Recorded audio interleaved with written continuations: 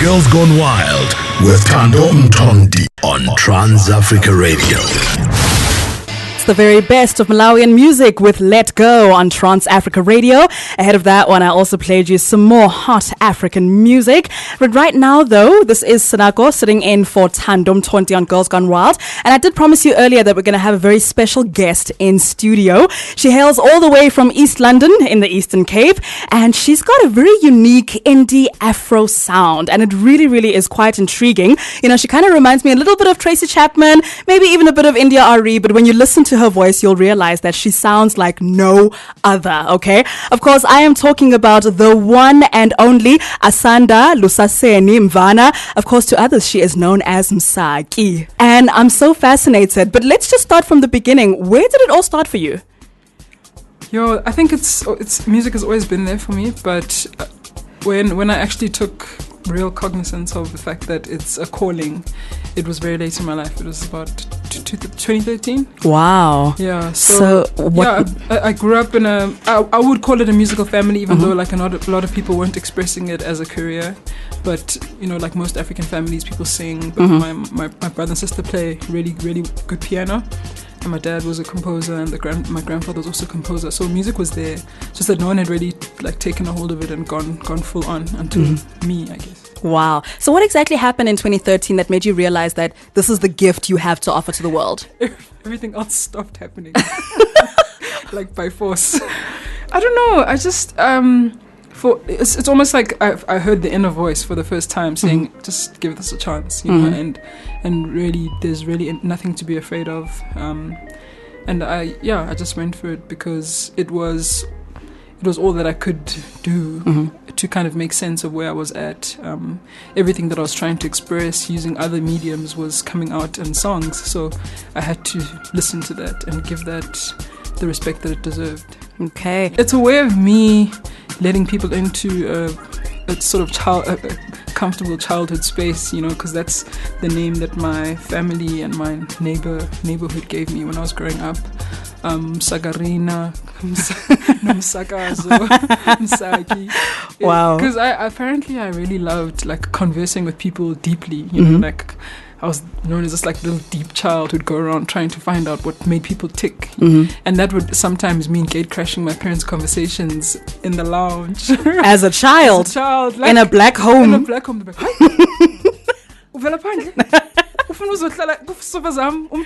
And I'd come straight from like outside covered in mud because I was very active. And if there were visitors, I'd be so excited that there were people to talk to, you know.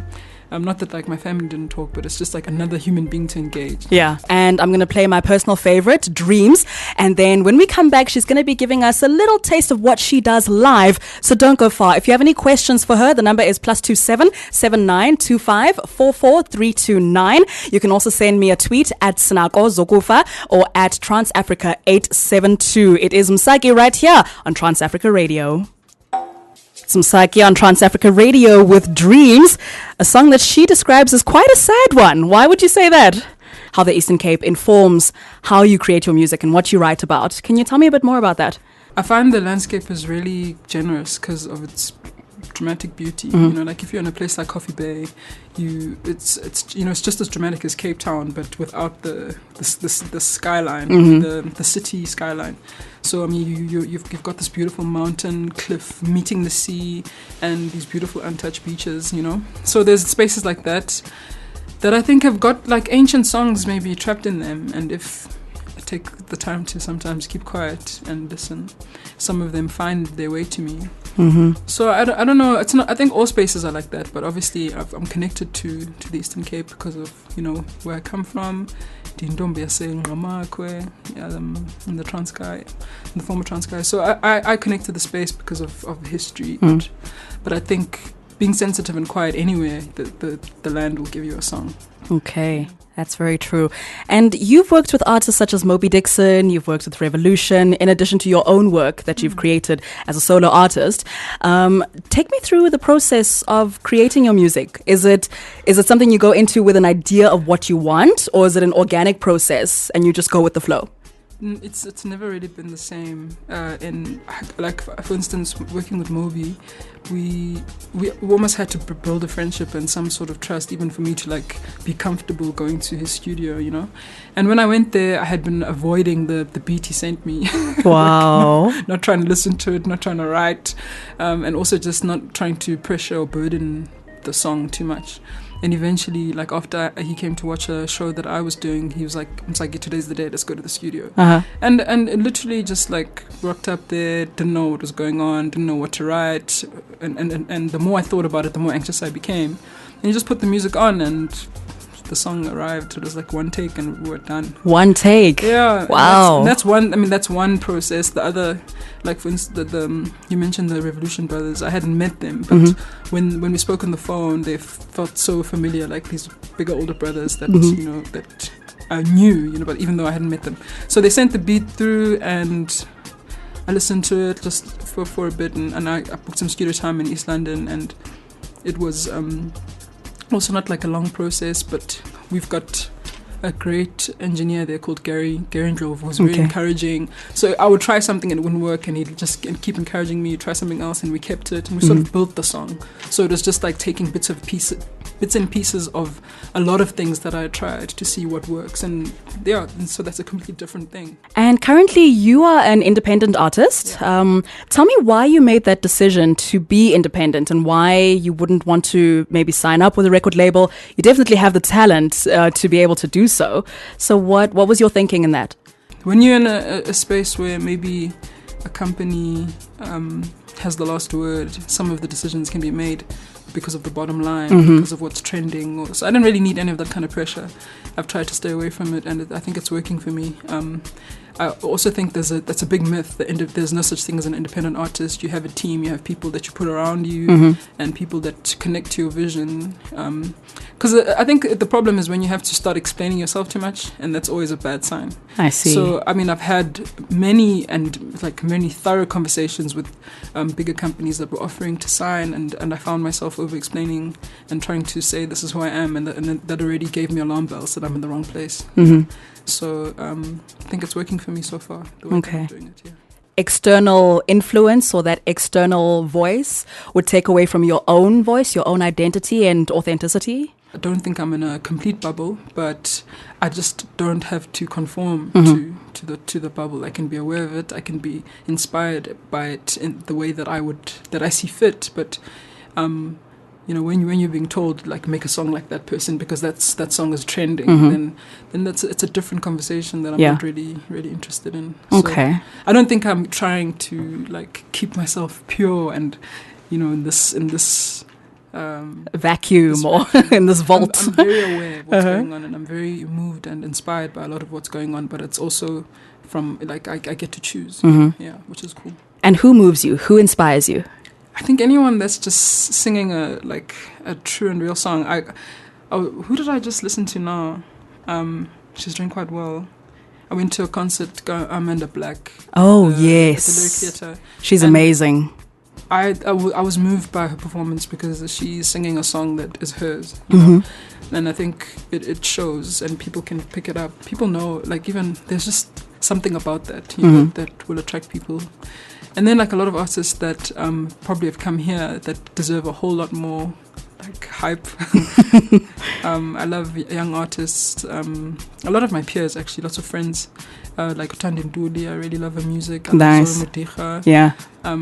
Really into The Brother Moves On. Yes. I love my peeps from the Eastern Cape, Umle Sounds. There's also an incredible writer, Vinnie Mac. And just a lot of people that I get to interact with as people, and then you fall in love with their music as an extension of who they are. So I think I'm quite privileged to be in that space. And she is prepared to perform live for us on TransAfricaRadio. So please let me know what you want to hear from her, maybe. Let me know what... Let me know what kind of questions you want to ask her. The WhatsApp line is +27 79 2544 329. I'm going to hand it over to MSAKI now, who's performing for us live on TransAfrica Radio. So it is you now. What are the people saying out there? The people, I'm sure, are loving you. But let's hear what you have for us. It's all on you. So please do take it away, MSAKI.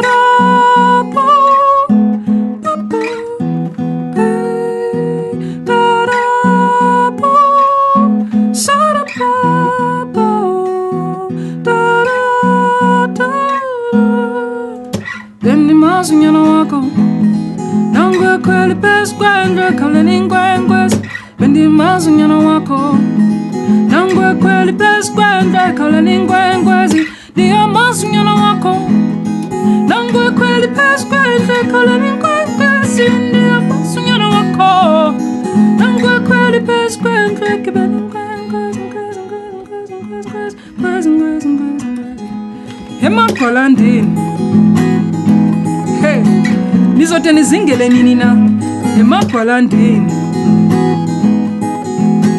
banjani abafana balelali. Hey, babe nkwazi ukuya esibhakabhakeni, babe nkwazi ubuyise emhlabeni, babe nkwazi kuya esibhakabhakeni, babe nkwazi buyise emhlabeni. Ngalamaphiko zakubonisa into, ngalamaphiko nyana kaThixo, ngalamaphiko zakubonisa into, ngalamaphiko nyana kaThixo.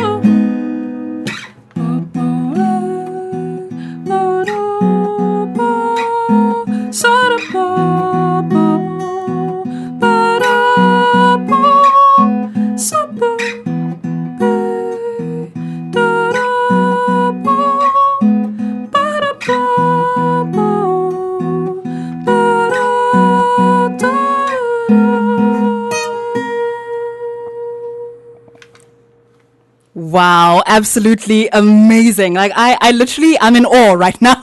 I feel like a fan. I didn't think about it too much, but it came together to have a lot of stories that have the same common denominator. So things that started coming up a lot were metaphors around water, ark, promise, distance, drowning. So a lot of stories explored through water as a medium. And then Zaneliza means bring the wave. And like when I think about it, I think about this kid standing at the beach that has this heart full of dreams, and you in this rusty little town which has a weird harbor, and you never see any boats leaving to do anything important, and you're waiting for your wave that's gonna take your rusty little ark with all your dreams and the promises that you've kept, Yeah. And I think I'm that kid. I really am that kid, and a lot of people are that kid that sort of believes, that has this huge hope that the wave is coming and your dreams are valid and the thoughts that you have. So it's kind of the base of the album. Is a lot of it is about hope, and then the other part is about loss. So it's I personally go down to a lot of things that have hurt over the past couple of years, and just growing up and being myself and reconciling with my own imposter. So there's a lot of that which I find. I get a lot of feedback that people cry a lot when they listen to the album. Yeah. So there's more water, more tears. And I write about that tears being healthy. That tears are not a decoy. They're not a they're not a ploy. Yeah. They're there to release and to heal and to make you feel like human. Uh-huh. So Zaneliza's, it's got like a lot of sub stories that I'm really interested in exploring with other mediums, other art mediums, like painting and videography. So I'm excited about that. That's all coming up soon. Yeah, that's amazing.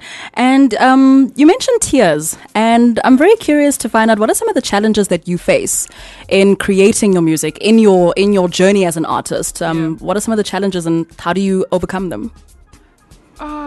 You know what? I think the biggest challenge is just when you have the time, do you have the resources? When you have the resources, do you have the time? When you have the ideas burning, like, do you have an immediate release? You know, so those are some of the things that I find quite challenging. And without a community of artists, without like belonging to a collective of artists, where when the one has got time but doesn't have the money, and you can give the artist you can put on a show and raise the money because the idea is here and the time is now.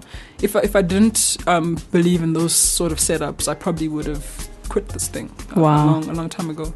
I mean, Uzaneliza, I had the ideas, the songs existed, but I was like, hey guys, I've managed to save like 60K from my gigs. I need a whole lot more to be able to record an album. Can you guys buy the album in advance? Like, you've heard it exists, but it just isn't a disc and it hasn't been printed.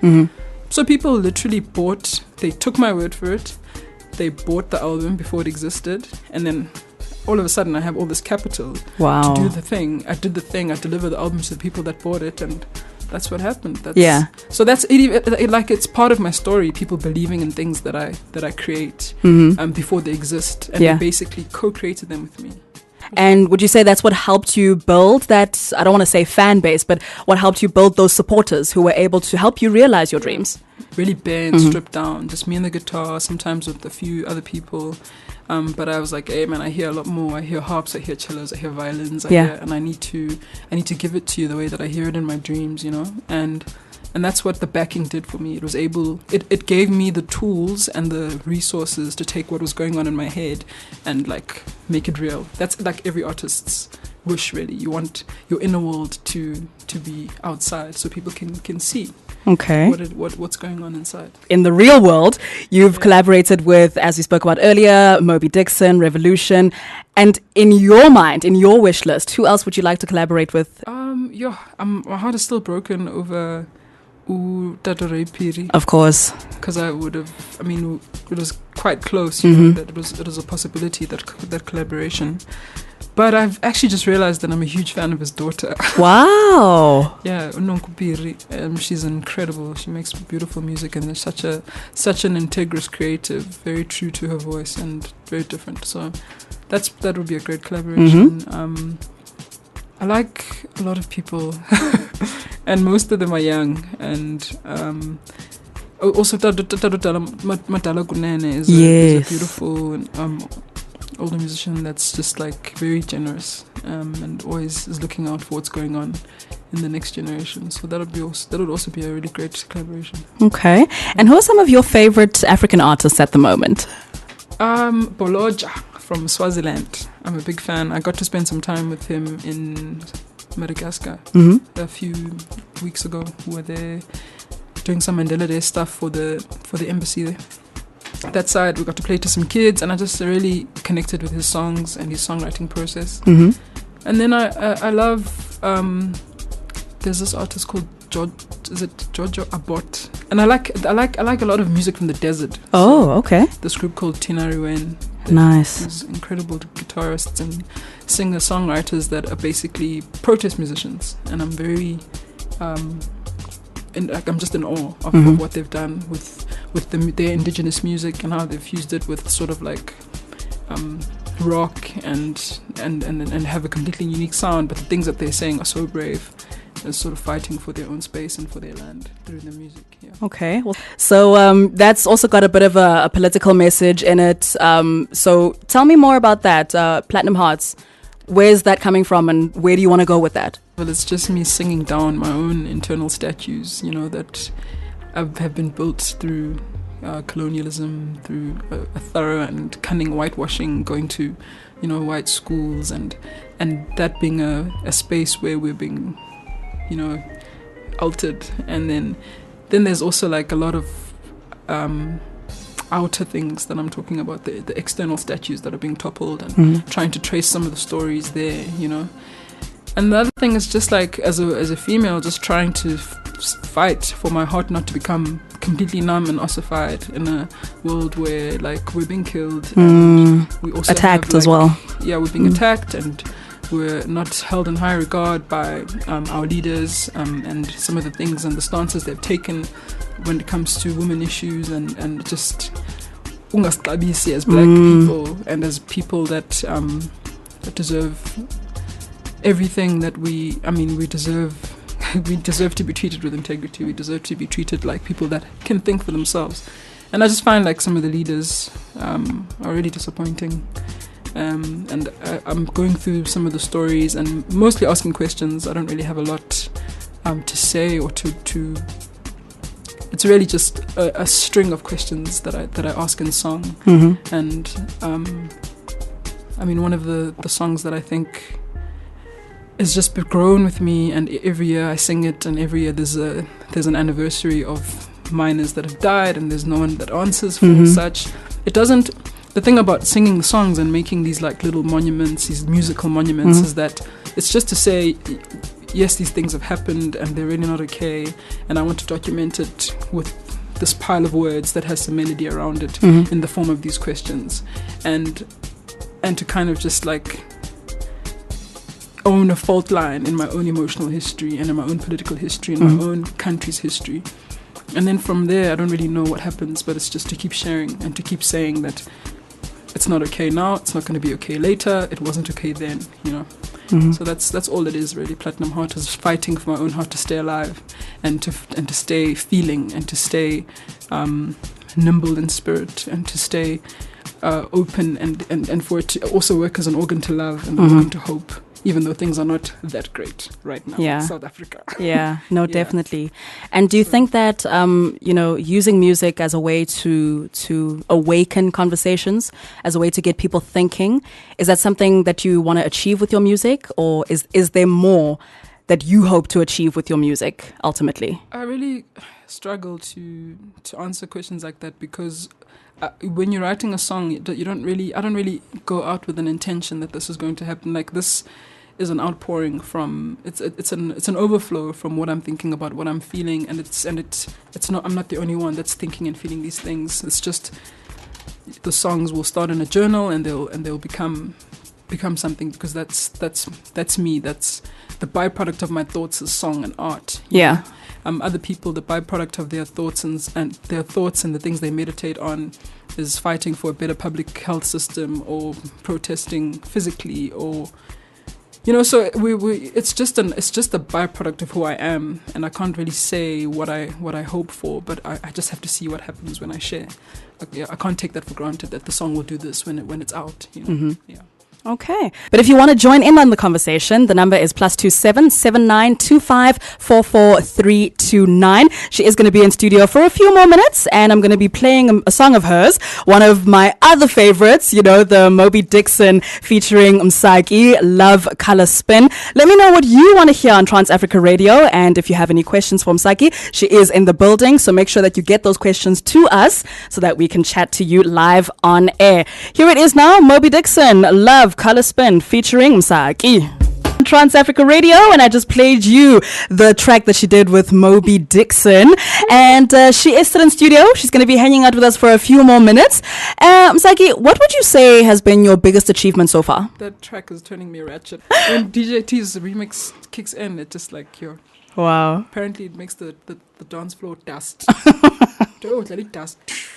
And after that we can all go home. Yo, man. I love house. So, what would you say is your biggest achievement so far? I don't know. I think my children. Okay. Yeah, because being a parent is humbling, man. Yeah. Kids are showing me flames. Yep. But it's cool. Wow. They're teaching me a lot. I'm sure they teach you to be a better version of yourself, because you have to be. You're forced to be. You just have to get over yourself. Yeah. I was thinking about it the other day, because I think I didn't realize this, but as a melancholy creative, I'm prone to depression. Didn't realize that. But it's not even like a heavy, but it's just like being in yourself so deeply and considering the things that are making you that you're writing about, and you just get stuck in that world, you know. And my 7-month-old will just look at me, and she's gurgling and laughing and wanting you to be present. And you've got to pull yourself towards yourself and be like, this beautiful baby deserves 100% of me. Whether I'm like stuck in my thoughts, processing my deep songs, and feeling sad about it, you know. You get over it. You just have to, like, for the kids, you just have to get over yourself and give them everything, because they deserve all of that. Definitely. And tell me, before you go into a live performance, is there any kind of ritual that you do? I know artists do warm up, but is there something particular that you do to prepare yourself for a live performance? Yeah. Tell me about it. Next question. Yes, there is. There are things that I do. Yes. Warming up is part of it. Yeah. It's just to kind of, whatever I need to do to block out the noise. And sometimes there's something about gig days. Yeah. For some reason, like, there's 1,000,001 things to do. Yeah. And you're running from this place to that, and then I forgot my guitar capo, I need to go fetch that, and like, oh, I forgot my shoes. There's just always so much going on, and just to find that space where you could be playing to yourself, playing by yourself. Yeah, then I do what I have to do to get there. That's good. Is there a favorite song of yours that you really love? One that really, like, is authentically you and is kind of a signature of you? Do you have a favorite my own song of your own? Yeah, you know what? I can listen to my own music now. Thanks to my husband and my parents. Because they're like, I was dictator in nice time yet, because when I phone Exactly.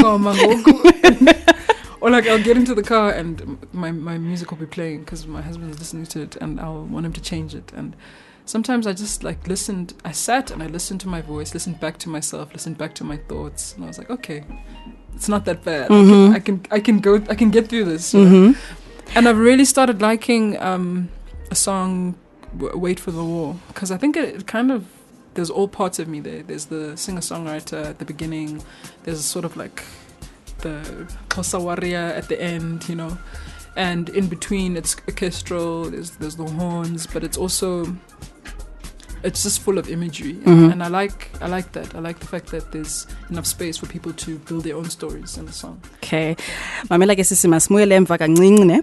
I want to ask you, why do you not like listening to your own songs? Because there was something that you said that suggested that you don't necessarily like listening to your own songs. I don't mind now, but at the beginning it's just you do something and you conclude the creative process, you shut it down, and then now you have to think about output. You have to shut down the creative process. Yes, because now it's out there. Yes. And that's the problem, is that, like, hearing it and thinking, oh, I could have done that. Oh, how you could have changed it. No, and it's just that's why I can really just enjoy it now, because I've stopped that. I'm just like, this is what it is, and that bum note over there. And the other thing is that my album was recorded very organically. We're all in the same room, no, like, serious overdubs, nothing like that at all. We just recorded the song, playing it, and then we took the best take, and then we tried to make the best of that take. No chopping and cutting and recreating and auto-tuning, nothing. Nothing like that. It's very raw. Okay. So I've come to appreciate that, even though at the beginning it was like, really? Yeah. And if you weren't a musician, what would you be doing as a career? I would be painting. I would be doing visual art. I'll be working with kids. It's all things that I do within the space. Yeah. But at the moment, I guess the music is at the forefront. But yeah, these roles kind of step forward. The other one steps back. But it's all part of my. Yeah, me being me. Those things are there. Sure. And offering your gifts to the world. I'd like to think so. Yes, it is so. Because I know that you're all about people getting to know you. You're all about intimate connections with your supporters and people who listen to your music. And I was just curious to know, what your thoughts are. I'm going to say the first part of it and you can complete the statement as it applies to you and as it relates to you. Okay? Love is? Infinite. Music is? Music is... Actually, I'm gonna steal something someone said, which I resonated with. Music is how is what our feelings sound like. Oh, wow. I think Uzuko Collective, no Zuko, Zunomagungo, someone that you definitely should come through here. She's an amazing musician. That's amazing. Okay. God is? God is, man, God is everyone, everything. God is love. God, it's that like spark in between the neurons. I just feel like God is in between everything. I am happy. Yeah. What exactly she's going to be up to now, where you can catch her performing next. I think that is quite important, when you do have a chance to connect with your fans, that they know where they can find you next. So we're going to be chatting about that. And of course, if you want to send those voice notes, +2779 25444329 is the number. At Sinakho Zokufa on Twitter and at TransAfrica872 on the official TransAfrica Twitter handle. Here's MSAKI with Wait for the War. This is TransAfrica Radio. So tell me about that song. What exactly, inspired that song? Why that song? What was your thought there? Yeah, lots of things, man. Uh-huh. Yeah. Okay. But just the title, Wait for the War, it's weight, as in like heaviness, or being ready for some kind of spiritual fight, So there's lots of stories in there, and there's I'm really bad at explaining the songs. That's why I just sing them and leave them out there. Oh, okay. But there's a few stories in there that you can catch on and see where they lead you. Okay. But there is a huge there's a big undercurrent of getting ready to fight, basically. Okay. So where can people catch your next performance? So we are going to be at the Lyric Theatre. Awesome. At the end of October, on the 28th. And when I say we, it's me and a very good friend of mine who's a fellow musician from the Eastern Cape, Epedi, Mr. Dumza Maswana, man with a beautiful baritone, full voice, and incredible songs. And we also worked with a brother of ours, Ubunduduzo Makatini. He worked on some of Dumza's album, and he worked a lot with me on Uzan and Lisa. In fact, he's one of the co-producers. So we're hoping that we can put on this beautiful Afropolitan night, sort of like swanky African vibes, come with your shre bow ties and your print dresses. Yes. But just a nice night to like be African and be serenaded with violins and harps and music that speaks to us on this continent but has a sort of global appeal. This is TransAfrica Radio.